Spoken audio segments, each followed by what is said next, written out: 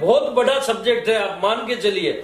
जब मैं तो इनके आगे बच्चा हूं व्यापार में, क्योंकि इनको बहुत अनुभव है। जिन बंदों ने एक भागलपुर में आम दुकान देख के कपड़ा आता तो सूरत में ही है, और इन्होंने आके एक ताके से इधर से शुरुआत की और अपने बिजनेस को आज खड़ा किया। अंदर में लोगों को सिखा दिया गया कि अननेसेसरी अपने शरीर के ऊपर में ज्यादा खर्च नहीं करना है। जी जी। जीवन में यदि तरक्की करनी है जी तो फिक्स चलना पड़ेगा आपको, एकदम फिक्स प्राइस के ऊपर मिलना पड़ेगा। उसका फायदा क्या सर? उसमें हो सकता यानी बिजनेस ऐसी चीज है, हर समय ट्रेंड के साथ में चलना ही पड़ेगा। समय के हिसाब से जो नहीं ढलता है वो फेल हो जाता है एकदम। और जो समय के साथ अपने आप में बदलाव कर लेता है वो सक्सेस।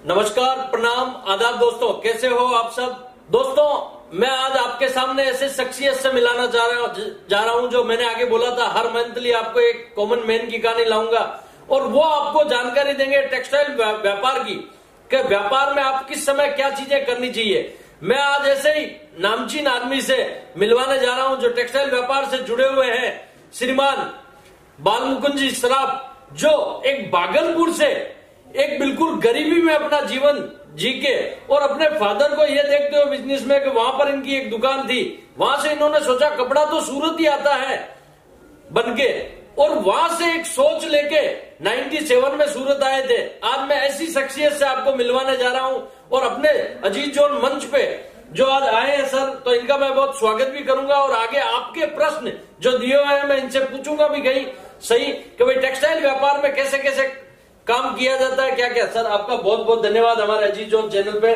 और आपने अपना कीमती समय निकाला, उसके लिए खूब खूब आभार। आज हम हमारे दर्शकों से आपको मिलवाने जा रहे हैं। आगे इसी टाइप से आपसे हम प्रश्न करेंगे जो हमारे ग्राहकों के प्रश्न होते हैं, और आपसे हर मैं एक चीज पूछूंगा। तो मैं शुरुआत करता हूं सर से। ये हमारा एक चैनल है जिसपे लोग व्यापार सीखते हैं, जुड़ते हैं, संघर्ष करते हैं, अपने आप को खड़े होते हैं। हजारों लोग अजीज जोन चैनल से जुड़ के खड़े हुए हैं। आप अपने जीवन के बारे में बताइए, आप सूरत में कब आए, कैसे आपने इस व्यापार की, ऐसे कपड़े की शुरुआत की, कैसे क्या, अपने बारे में पहले हमारे दर्शकों को बताइए कि आपने शुरुआत कहाँ से की। मैं एक बिहार करके एक जगह, बिहार में भागलपुर, जी, मैं वहाँ से बिलोंग करता हूँ, और वहाँ पर हमारी एक छोटी सी कपड़े की दुकान थी। जी। तो मेरे मन में आया कि यहाँ पर कपड़ा लोग जो ला करके बेचते हैं, बाहर मंडियों से कपड़ा आता है, तो हम जाकर के वहाँ पर कपड़ा को बनाए क्यों नहीं। सर मैं आपको रोकता हूँ एक बार, आपके कौन से सन में वो दुकान थी? हमारा जन्म 1964 का है जी। हम दुकान पर 1974 से बैठना शुरू कर दिया। अच्छा, हमारी दुकान आपने 10-11 साल की आयु में बैठना चालू कर दिया। और दुकान पर बैठ करके, छोटी दुकान होती थी तो सुबह झाड़ू लगाना, करना, पोछा लगाना, कर करके दुकान पर बैठना। फिर जब दुकान पर कोई ग्राहक नहीं आए तो अपने पास जो पिताजी लोगों का माल लाया हुआ रहता था उसको अपने काख में दबा करके बाजार में जितनी दुकानें होती थी उनको ले जाके सैंपल दिखा करके ऑर्डर लाना, और ला करके उसको माल। ये 74 की बात है। उस समय आपके फादर भी साथ में बैठते थे? मेरे पिताजी, दादाजी सब साथ। तो फिर यहाँ पर आपने क्या सर आते ही ऐसे काम स्टार्ट कर दिया या कुछ तकलीफें कुछ आई? तकलीफें बहुत आई शुरू के अंदर में। किसी से कोई भी चीज जानकारी पूछते तो कोई बताता नहीं है। अच्छा। सब खुद से मरना पड़ता है। अच्छा। उसमें क्या है कि फिर आप अपना जो मनोजोग से काम कीजिए और दिल के अंदर में ईमानदारी रखिए, सच्चाई रखिए और मेहनत के प्रति पूरे एकदम प्रयत्नशील रहिए, लगनशील रहिए। तो क्या है कि हम लोग भागलपुर से बिलोंग करते थे, वहाँ भागलपुरी सिल्क जैसे आइटम बहुत अच्छी चलती है। तो मैं यहाँ पर जैसे सुबह सुबह वॉकिंग के लिए जाता था तो बाठेरा के अंदर में चमक स्टेपल करके कपड़ा वहाँ पर बनता था। तो डेली हम देखते थे, कई दिन तक मैंने 7 दिन 8 दिन तक वॉच किया कि टेम्पो भर भर के जाता। तो मैंने किसी व्यूवर को पूछा भाई ये क्या है, तो हमको गुजराती आती नहीं थी, उसने बोला चमक छे। बोले हूँ चमक छे। तो उसने मेरे को एक 5-6 मीटर का टुकड़ा उठा के मेरे मुंह पर मारा। तो मारा तो मैं उसको ले लिया, लेके आ गया। तो उसने मेरे को भी नहीं बोला कि इसके पैसे देने क्या करने, बस मैं लेके निकल गया तो चला गया। फिर मैं लौट करके आया थोड़ी दूर जाके कि क्या भाव का है, तो उसने बताया 30 रुपये मीटर का है। तो बोला 30 रुपये मीटर में तो आइटम अच्छा है। तो फिर भागलपुर में मेरा एक दोस्त रहता था, वो डाइंग करता था सिल्क का, प्रभु शर्मा। तो मैंने वो टुकड़ा का सैंपल बना करके उसको भागलपुर कोरियर कर दिया। अच्छा, वो वही जो आप चमक वाली बात कर रहे हैं। जी जी, वो मैंने उसको भागलपुर उसको कोरियर कर दिया जी। और मैंने बोला भाई यहाँ पर अपने व्यापार से तो पैदा थे ही, तो व्यापारिक गुण तो था ही थोड़ा बहुत उसमें। तो मैंने पूछा भाई कि इसको तुम यहाँ पर सिल्क बना है, सूरत के अंदर में एक्सपोर्ट होता है व्यापार, चूँकि उसने मेरे को एक्सपोर्ट बताया था और एक्सपोर्ट शब्द से ही आदमी को थोड़ा सा जोश आता है काम में। तो उसने उसको डाइंग किया, कुंदी उंदी लगाया, तो उसमें एक स्टेपल था और एक चमक था।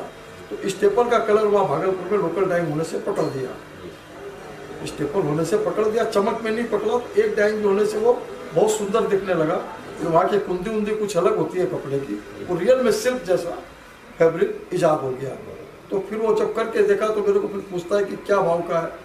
तो मैंने तो सोचा कि ऐसे पूछता है क्या काम होगा। मैंने बोला 65 रुपये मीटर का है। अच्छा, हाँ। तो उसने बोला कि सूरत में तो कोई कपड़ा 65 रुपये का आता नहीं है। बोलो भैया हमको तो अपनी जानकारी नहीं है, हम क्या बताएंगे तुमको क्या है नहीं है, यहाँ पर तो 65 बताया। बोला कि एक्सपोर्ट होता है और ये सूरत का सिल्क है। तो उसने बोला मेरे को 500 मीटर कपड़ा मेरे को भेज दो। तो हमारे पास पैसे नहीं, भेज दे किसके। तो मैंने उसको बोला भाई मेरे पास पैसा वैसा नहीं है, तो 500 मीटर का पैसा हमको भेजो तो हम तुम्हारा कपड़ा भेज देंगे। तो आपको 1 घंटे में पैसे मिल जाएंगे। उसने मेरे को 65 रुपये मीटर के हिसाब से 500 मीटर का 32,500, यानी फर्स्ट पेमेंट आपका सूरत में वो था। हाँ, 32,500 रुपये मेरे को दिया। मैं यहाँ पर माल परचेज किया, मैंने उसको कपड़ा भेजा। फिर उसने बोला 2,000 मीटर भेजो, 5,000 मीटर भेजो, 50,000 मीटर भेजो।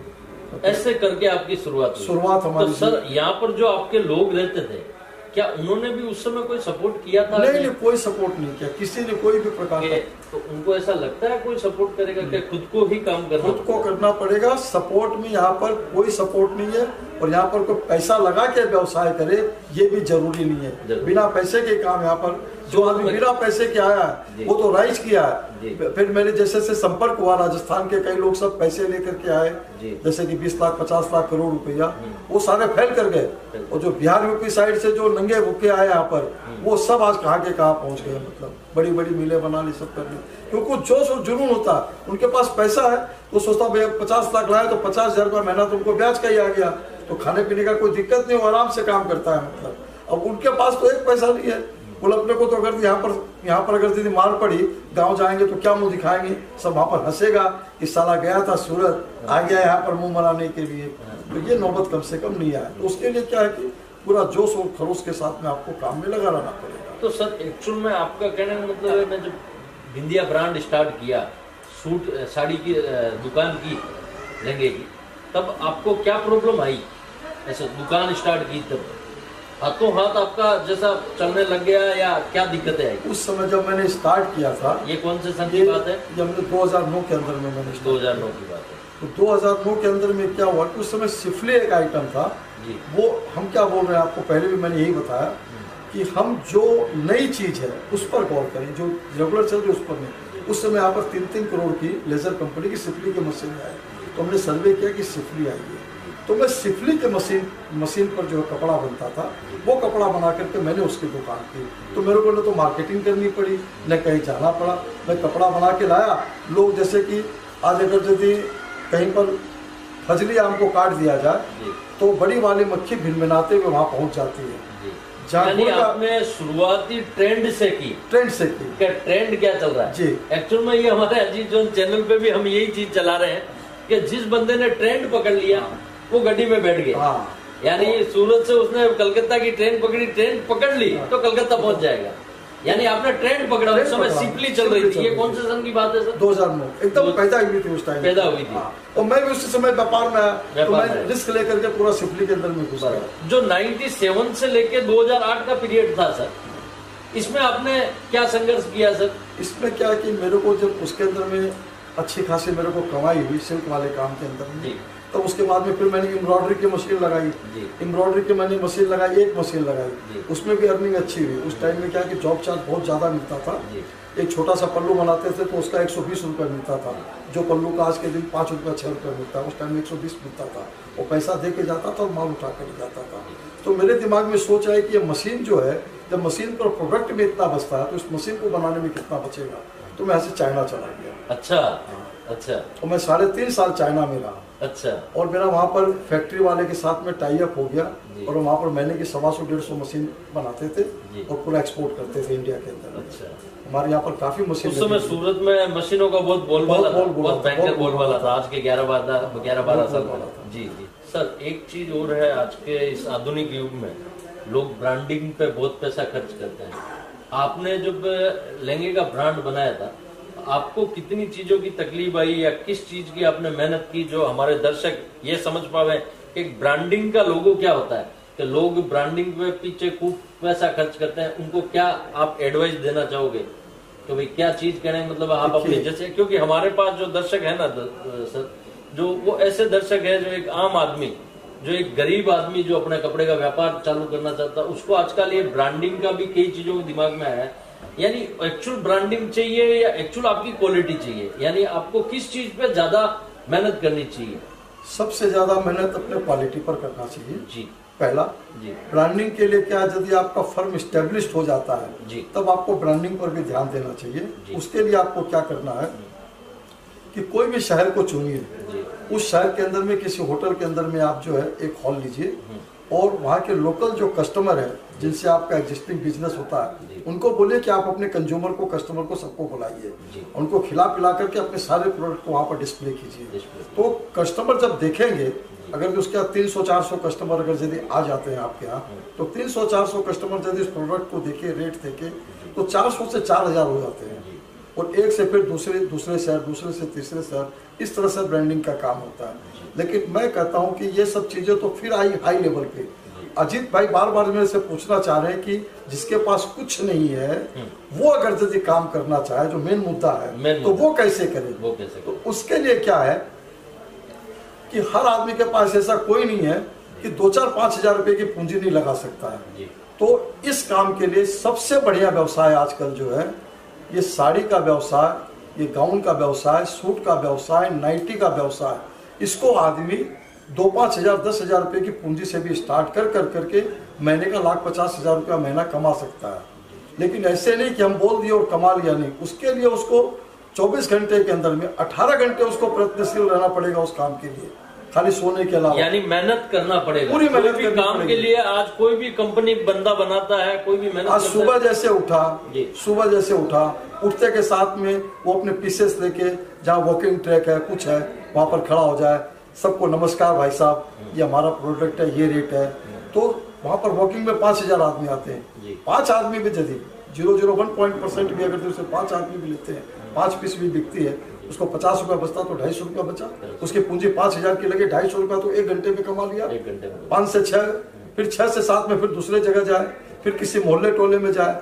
तो ऐसे करके वो खूब अच्छा से एक आम आदमी, ये एक बात है, गरीब आदमी जिसके पास पैसा नहीं है वो भी अपना पेट भर सकता है कपड़े का। सर आप एक चीज मुझे बताइए, जैसे कोई भी बंदा कोई नई एक दुकान, कोई रिटेल काउंटर खोलना चाहता है, उसके लिए क्या सजेस्ट करोगे आप? भाई हाँ, दुकान, कई आदमी डरते हैं सर, यार मैं दुकान करूं तो मैं सक्सेस होऊंगा कि नहीं होऊंगा। अगर देखो सर, ये वीडियो बनाने का मकसद है ना सर, ऐसा नहीं है कि भाई ये वीडियो बनाने का मकसद है, अगर ये वीडियो देख के, आपकी बात सुन के 5 आदमी भी अपने पैरों पे खड़े हो जाए तो अपना वीडियो बनाना सक्सेस है। सर एक चीज और है, कई लोग दर्शक हैं ये जो सोचते हैं कि यार कपड़े का बिजनेस करना बहुत मुश्किल है, बहुत महंगा है, बहुत मुश्किल है, मैं कर पाऊंगा कि नहीं कर पाऊंगा। सर आपकी नजर में क्या है कपड़े का व्यापार? सबसे इजी व्यवसाय कपड़े का व्यवसाय है जी। जीवन में 3 चीजों की लोगों को आवश्यकता है, रोटी, कपड़ा, फिर मकान। पहले भोजन, तो भोजन के तो कहना ही नहीं है, उसके बाद में फिर वस्त्र आता है, फिर मकान आता है। तो एकदम नेसेसरी जो 3 चीज संसार में भगवान ने बना के भेजी है, उसमें कपड़ा, वस्त्र उद्योग सबसे पहले है, सबसे पहले वस्त्र उद्योग। तो वस्त्र तो उसको चाहिए ही चाहिए। मतलब मैं आपको एक चीज और पूछना चाहूंगा, जैसे आपको क्या लगता है, अदर कोई काम करे, कपड़े का काम करे, दोनों में फर्क क्या है? देखिए, अदर काम के अंदर में मैं क्या बताया कि आप जिस लेवल से बात कर रहे हैं, उसमें जो पूंजीगत काम है, उसमें इससे अच्छा कोई काम नहीं है। आज अगर सीमेंट बेचता आदमी, मेरी बात समझ, को सीमेंट का गोदाम करता है, वो ठीक है 1 ट्रक ला करके बेचे, खाद का 1 ट्रक ला के बेचे, उसमें ₹2 छूटते हैं उसके। लेकिन अगर यदि एक गाउन बेचेगा, आपसे अगर 200 रुपए का गाउन ले गया तो कितना भी ठीक, अगर 250 में बेचेगा तो उसके लाइन लग जाएगी, लाइन लग जाएगी। सही बात। कितना मार्जिन होता है उसको 200 के अंदर में? हमको ये कैलकुलेशन बताइए। अब सीमेंट का बोरा बेचता है, नमक का बोरा बेचता है, आटे का बोरा बेचता है, चावल का बोरा बेचता है, तो उसको कितने पैसे मिल रहे हैं उसके अंदर में? एक बोरे में कितना कमा लेगा? एक बोरा और या एक पीस, एक बोरे को रखने के लिए कितना जगह चाहिए, स्पेस चाहिए, इसको एक पीस रखने के लिए कितना जगह चाहिए उसको? तो कपड़े का व्यापार आपकी नजर में इससे अच्छा कोई बिजनेस नहीं है सर, कोई बिजनेस नहीं है जनरल आदमी। मैं कहता हूँ चाहे वो एक ही आइटम लेके बैठे, खाली नाइटी बेचे, खाली कुर्ती बेचे, खाली बच्चों का सामान बेचे, घाघरे में बेचे, चाहे सूट बेचे बच्चों का, यानी उसको एक दुकान में 5 आइटम नहीं रखना चाहिए, एक आइटम पे फोकस करना चाहिए पूंजी के हिसाब से। यदि उसको पैसे यदि उसको 2 लाख रुपए लगाने हैं तो उसको सारी वैरायटीज रखनी चाहिए, ताकि जो कस्टमर आया उसको जो चाहिए उसको वही चीज उसको मिल गया। चुनिंदा पीस लेके जाए यहाँ से, यहाँ पर तो बहुत वैरायटीज। आज कुर्ती आपका कम से कम 2000 तरह की कुर्ती लगी हुई है, उसके अंदर में 10 पीस चुन के ले जाए, उसको भाई उसका बजट बनाएगा। जैसे को 50,000 लगाना तो हमको 5,000 कुर्ती में देना, 5,000 लहंगे में देना, 6,000 साड़ी में देना, 2,000 नाइटी में देना, 2,000 बाबा सूट के अंदर में देना है, 3,000 हमको गाउन में देना है। ऐसे करके 50,000 का बजट बना के ले जाए माल को, तो उसका माल भी फास्ट बिकेगा और वो हर हफ्ते आकर के जितना पैसा बेचे उतने पैसे का फिर माल खरीद करके ले जाए, फिर खरीद करके ले जाए, टर्न अप करता रहेगा।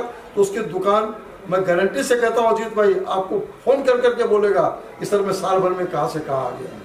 लेकिन उसके लिए मेहनत तो चाहिए उसको। सर आपने जब आपने लहंगा और साड़ियों का मैन्युफैक्चरिंग किया, तब आप भी आज भी आप रिटेल काउंटर के बारे में सोचते हो कि मेरा पीस बिकता है तो कैसे, क्या उस समय आपके दिमाग जब आप एक चीज बनाने जाते हो कि आज मुझे ये चीज बनानी है, कोई भी काम, एक बंदा नया बिजनेस चालू करता है उससे पहले भी वो 50 तरह की बातें सोचता है। आप तो उन सब लोगों को माल देते हो, लेकिन उस समय आप क्या सोचते हो? उन होलसेलर के बारे में सोचते हो कि एक आम रिटेलर के बारे में सोचते हो कि मेरा लहंगा वहां खुले तो रिटेल वाले को पसंद आना चाहिए, यानी ये चीज सोचते हो? हमारा रिटेल तक पहुंचने का जो कड़ी है वो 6ठी कड़ी है जी, लेकिन हम माल बनाने के टाइम में वो लास्ट वाली कड़ी को ही फर्स्ट प्रेफरेंस के अंदर में रखते हैं। हम लोगों का काम यही है कि मैन्युफैक्चरिंग 6 महीने करते हैं, 6 महीने लोग विजिट करते हैं। अच्छा। हम लोग होलसेल वाले के पास तो कभी जाते नहीं, जो हमारा बल्क में माल लेता है, एक्चुअल रिजल्ट तो जमीन पे मिलता है। मैं उसके पास तो जाता ही नहीं, जो हमारा होलसेल बल्क में माल लेता है उनकी दुकान को हम लोग विजिट कभी नहीं करते। वो लोग बहुत कहते हैं कि आप आइए, जैसे कि हम लोग के दिल्ली के अंदर में, कलकत्ता के अंदर में जो बड़ी बड़ी फर्म है जिनके अच्छी सेल है, जो हम लोग से क्वान्टिटी कपड़ा लेते हैं, उनकी दुकान पे हम लोग कभी नहीं जाते। हम लोग जो रिटेल्स काउंटर है वहाँ पर जाके परचेज करते हैं पीसेस, उनके 2 घंटा 1 घंटा घूमते हैं कि ग्राहक जो उनका मूव कर रहे हैं वो क्या खरीद रहे हैं, कैसे देख रहे हैं, कैसे इसको ये कर रहे हैं, कौन सा कलर चूज कर रहे हैं, कौन सा डिजाइन पसंद कर रहे हैं। हम भी देखते रहते हैं तो हमको सुनाई पड़ती है, उसके बाद तो उस चीज को गेन करते हैं। इन सब चीजों को गेन करने के बाद फिर हम अपने प्रोडक्ट, यानी आज आपको इतने साल हो गए, उसके बाद भी आप अपना बिजनेस एक रिटेल काउंटर को देख के ही करते हो? जी सर, कंज्यूमर को, एकदम प्योर कंज्यूमर को, जो ग्राहक आएगा वो दुकान पर क्या चीज पसंद करेगा, तुरंत पसंद करेगा कि नहीं करेगा, और किस रेट में वो पसंद करेगा। सर ये कोरोना काल आया, इसके बाद आपने अपना कुछ बिजनेस में कुछ चेंजिंग किया? क्योंकि लोग खूब परेशान है सर कोरोना के बाद में। कई व्यापारी मित्र ऐसे भी हैं जिनका कोरोना के बाद व्यापार डाउन चल रहा होगा। तो आज जो बड़ी बड़ी इंडस्ट्रीज है, जैसे कोई भी मैन्युफैक्चर है, जैसे मैं हूँ, भाई जी है, ये लोग बनाते हैं, उस समय हमारे दिमाग में भी 50 प्रश्न होते हैं। तो एक आम व्यापारी भी कई चीजें सोचता है। तो आपके दिमाग में ऐसा क्या चीज आया कि मुझे अभी इस कोरोना काल के बाद में मुझे किस चीज पे फोकस करना चाहिए? एकदम सिंपल है अजीत भाई, एकदम सिंपल है जी।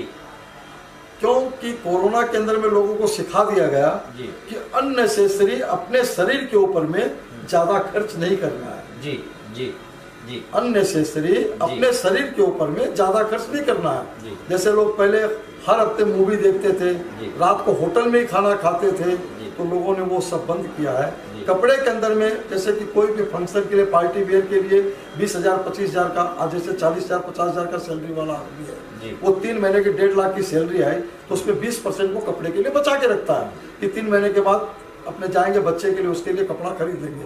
लेकिन अब उसकी जो सोच क्या हो गई कि इसको कुछ तो हम सेव करें इसमें से पैसे, और हमको कपड़े के ऊपर जो 20% है उसकी जगह 5-6% ही कपड़े पर खर्च करना है। तो जो आदमी आज जो लहंगा 12,000 15,000 का इजी खरीद लेता था। उसको लुक लोकेशन भी वही चाहिए, डिजाइनिंग भी उसी टाइप की चाहिए, फैंसी चाहिए, लेकिन वो 5-6 हजार से ऊपर खर्च करने के लिए तैयार नहीं है। तो आपने इस चीज में मेहनत की? तो मैंने मेहनत करके मैंने समूचा काम ही वैसे कर दिया बिल्कुल। अच्छा। तो मेरा 15,000 का रेंज था, उसको मैंने 5,000 बॉटम ला करके एंड कर दिया। यानी व्यापार में सर समय समय के हिसाब से आदमी को थोड़ा चेंजिंग करना चाहिए, यानी वही चीज है ट्रेंड के साथ में। यानी दोस्तों ये बहुत बड़ा सब्जेक्ट है, आप मान के चलिए। जब मैं तो इनके आगे बच्चा हूं व्यापार में, क्योंकि इनको बहुत अनुभव है। जिन बंदों ने एक भागलपुर में आम दुकान देख के कपड़ा आता तो सूरत में ही है, और इन्होंने आके एक ताके से इधर से शुरुआत की और अपने बिजनेस को आज खड़ा किया। दोस्तों वो बंदा भी यही बोलता है जिस बंदे ने ट्रेंड पकड़ा। यानी बिजनेस का सबसे बड़ा है कि आज व्यापारी डिमांड क्या कर रहा है, ट्रेंड क्या है, वो चीज पकड़ ली कि आज ट्रेंड है कि शरीर पे ज्यादा खर्च नहीं करना चाह रहे, लेकिन क्वालिटी भी वैसी ही चाहिए। तो इन्होंने भी अपना बिजनेस को सेटअप किया कि भाई जो ट्रेंड के साथ चल रहा है उसके साथ चलेगा, वो आगे बढ़ेगा।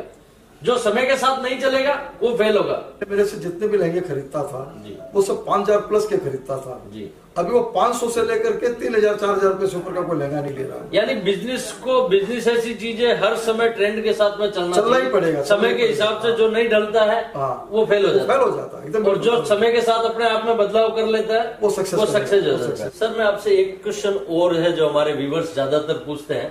एक आम आदमी अगर बिजनेस चालू करना चाहता है सूरत में, सूरत से कपड़ा ले जाके अपने गांव में देहात में वहां दुकान चालू करना चाहता है, उसको क्या चीज का ध्यान रखना चाहिए?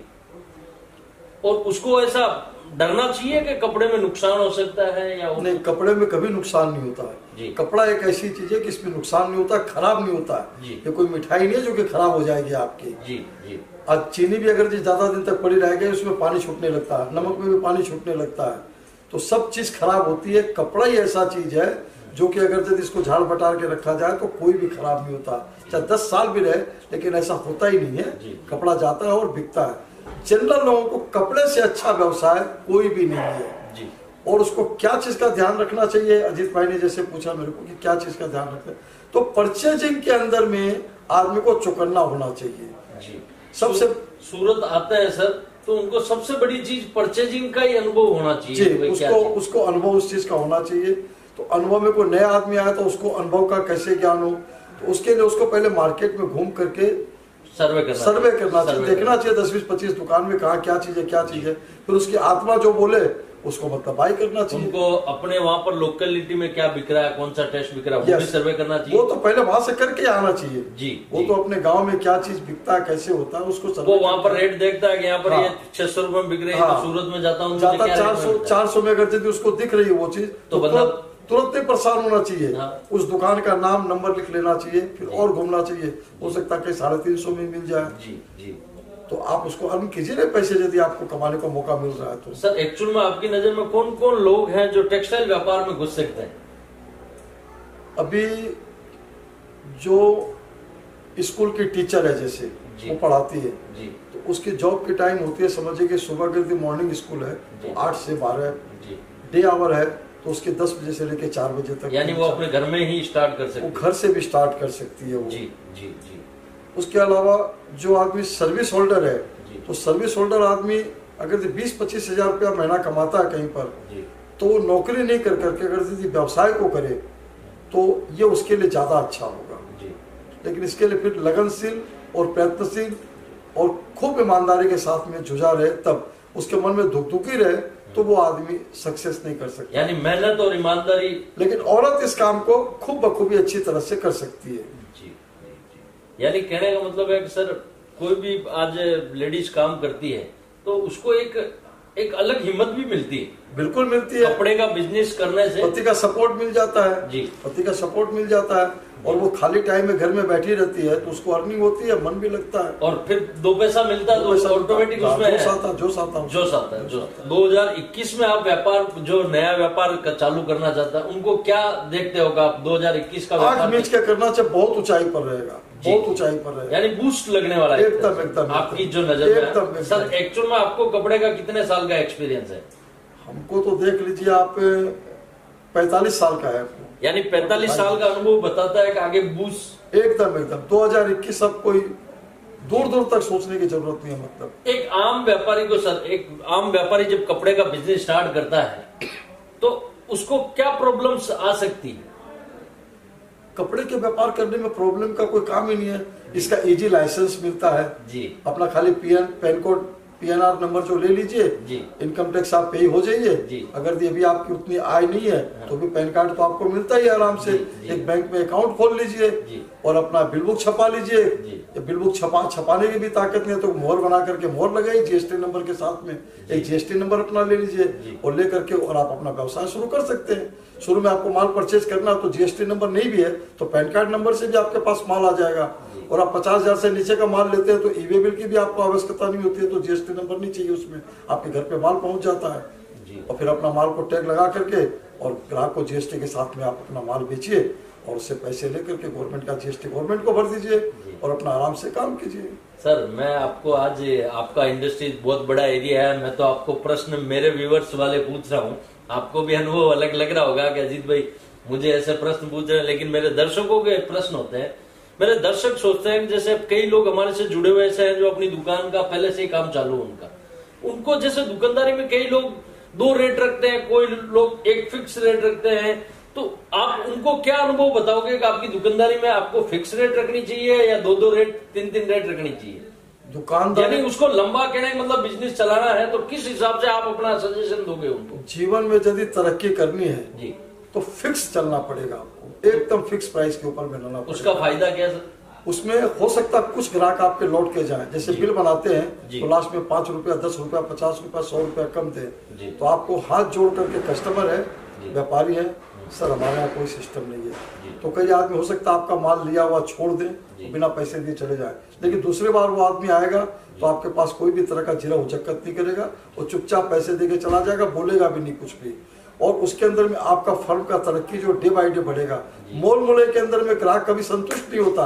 आज 1500 रुपए की चीज आपको वो बोला कि हम तो 1300 देंगे और आप 1350 में उसको डन कर दिए, तो ले लेगा चला जाएगा।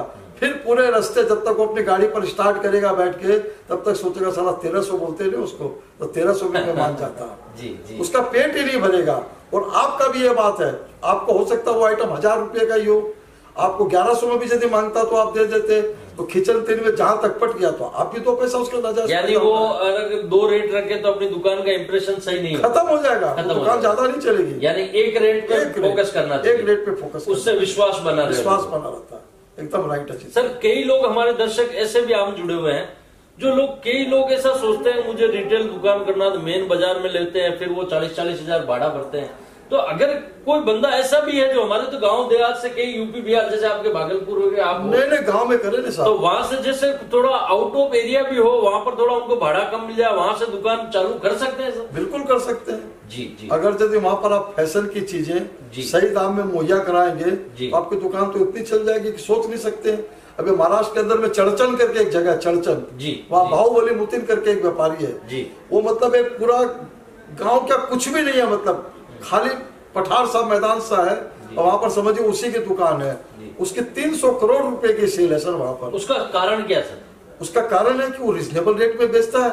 अब लोगों को धीरे धीरे पता लगते लगते ऐसा हो गया कि समूचे गांव देहात के अगल बगल के दुकानदार लोग उससे कपड़ा लेकर के जाने लगे, मतलब तो उस आपको मैंने क्या बोला, आपको रिजनेबिलिटी रखना पड़ेगा, रिजनेबल रखना पड़ेगा, फिक्स रखना पड़ेगा और एकदम ईमानदारी के साथ काम करना पड़ेगा। दर्शकों एक चीज ध्यान रखना, कई लोग ये सोचते हैं मैं मेन बाजार में लूं 40 हजार भाड़ा, वो मर जाएगा। 6 महीना अगर धंधा नहीं हुआ तो 2 लाख तो उसके ऊपर भाड़ा ही चढ़ गया। यानी मैं एक सर से बात करने के बाद, और मेरा भी अनुभव ऐसा बोलता है, कोई जरूरी नहीं कि आप मेन जगह लो, आप अपना ईमानदारी और मेहनत से और रिजनेबल रेट से काम करो तो आप कोई भी कुएं में बैठोगे तो वहां भी अपना काम चला सकते आएगा ग्राहक।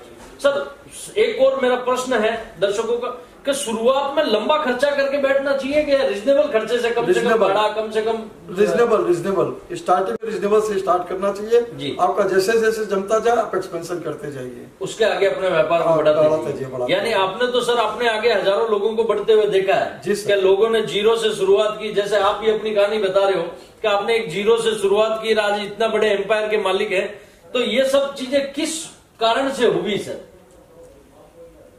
सबसे पहली लगन खूब अपनी लगन होनी चाहिए, फिर उसके प्रति विश्वास होना चाहिए मन डगना नहीं चाहिए। अभी आप कपड़े का काम का सोचे तो कपड़े में पहले आप घुस करके उसके पीछे लगे कि हम कहाँ से माल लाए, कहाँ बेचे इसको, उसी के प्रति बीच में फिर आपका कहीं मन भटक नहीं जाए कि हम मतलब जो है वो कर लें, ये कर लें, सब्जी बेच लें, वो भी दुकान कर लें, सब्जी वाले भी बहुत चल रहे हैं। यानी फोकस एक पे करना चाहिए। सबसे बड़ी चीज वही है, फोकस एम एक लेकर के और उस चीज के ऊपर में ध्यान केंद्रित करके आपके साथ 500 रुपये आपके पास में हो पॉकेट में, वो 500 रुपये से भी आप रोज का 200-500 रुपया कमा सकते हैं। हमारे पास इसका भी एक उदाहरण है। ये कुर्ता बनाने की एक अद्दी आती थी, उसका नाम था साधना। हम लोग बम्बई से लेके भागलपुर जाते थे। एक बेचारा जो है एकदम मतलब गरीब, जिसको कि कोई 200 रुपये महीने पर नौकरी में रखने के लिए तैयार नहीं था, वो हम लोग 6 रुपये मीटर में बेचते थे। ये बात मैं बता रहा हूँ आपको 1980 की। 6 रुपये मीटर में हम लोग उस टाइम में बेचते थे। उसके पास में टोटल 10 रुपया था। तो मेरे को बोला कि आप 1.5 मीटर हमको दे दीजिए। तो हमने उसको बोला 1.5 मीटर में तो तुम्हारा कुर्ता बनेगा नहीं। बोला वो शर्ट बना लेगा, कोई भी कुछ भी हम बेच लेंगे। वो साहब 1.5 मीटर ही ले गया हमसे। हमने 1.60 दिया उसको, तो 1 शर्ट ताकि बन जाए उसकी। वो हमको 96 9 रुपया 60 पैसा मेरे को दे करके, 10 रुपया था, 40 पैसे मैंने उसको वापस किए। एकदम मैं प्रैक्टिकल बात बता रहा हूँ, आप ध्यान से सुनिएगा। वो 9 रुपये 60 पैसे से नीचे लेकर के गया और पान दुकान पर ही बोला कि ये जो है नेपाल का आइटम है, भाई बेचने का तो अपना हुनर होना चाहिए। बोलो बस मेरे पास तो एक ही बचा है और ये 25 रुपये का है। तब वो आदमी उसको बोलता है, बोला 20 रुपया में देना है तो दे दो। तब बोला ठीक है, एक ही पीस ले लो। उसको 20 रुपया दिया, मेरे पास में आया और हमको बोलता 1.60 का 15 मिनट के भीतर मेरी दुकान से उतरा बाटा गली से और 15 मिनट में मेरे पास आया 20 रुपए का नोट लेके। बोला मेरे को 1.60 का 2 पीस और दे दीजिए। मैंने 2 पीस दिया। एक दिन में भाई साहब मेरे से 40 पीस लेकर के गया फर्स्ट डे के अंदर में। जी बहुत बड़ी बात है, ये होता है। फर्स्ट डे में 40 पीस लेकर के गया मेरे से वो, और वो 1 महीने के भीतर तो आदमी बन गया मतलब। और वही बेचता रहा, मैं भी गांठ की गांठ मंगाता रहा, उसको देता रहा, और वो खाली वही आइटम बेच करके जो लाल हो गई। 1 महीने में उसकी कहानी कहां से कहां बन गई। जिसके पास सिर्फ 10 रुपए का नोट था, उससे वो आदमी एक अपने आप का अस्तित्व पैदा कर लिया। ये होता है जुनून, ये होता है स्वप्न, ये होता है व्यापार। जी यानी ये चीज है मेन के, आप अपनी लगन और मेहनत और आपकी सोच कि मुझे फोकस करना है एक ही चीज पे। दोस्तों सबसे बड़ी चीज है कि आपका फोकस माइंडसेट अपने व्यापार पे होना चाहिए। सबसे बड़ी चीज वही है व्यापार के अंदर। तो खूब सारे आज भाई साहब से प्रश्न पूछे, सर जी से प्रश्न पूछे, कई चीजें आपको बताई। आपको ये वीडियो दोस्तों कैसा लगा जरूर कमेंट में बताएं। आगे ही मैं ऐसे ही शख्सियत से मिलता रहूंगा और मैं आपके दर्शकों के और मेरे चैनल इस अजीज जोन मंच पे आप आए, इसके लिए मैं खूब धन्यवाद दूंगा। अपना कीमती समय निकाला सर ने, और सर मैं आपको दिल से शुक्रिया बोलता हूँ कि आपने अपना कीमती समय निकाला और आप यहाँ पर आए और हमारे दर्शकों को कुछ बातें की दिल की। धन्यवाद। और मैं चाहूंगा ये वीडियो देख के अगर 2 आदमी भी सक्सेस होते हैं, अपना मोटिव रख के बिजनेस करते हैं, तो जरूर मेरा वीडियो बनाना सक्सेस है। ऐसे ही हम अजीज जोन चैनल पे एक नई शख्सियत के साथ आगे जरूर मिलेंगे, क्योंकि आपको वादा किया हुआ है कि हर मंथली आपको एक नए ऐसे कॉमन मैन की कहानी लेके आऊंगा। और ऐसे ही आज सर आए हमारे बीच में, और ऐसे ही आगे एक और नए मेंबर के साथ जुड़ते रहेंगे। दोस्तों आप अपना खूब ख्याल रखें, अपने माता पिता का खूब ख्याल रखें। बहुत बहुत धन्यवाद। नमस्कार।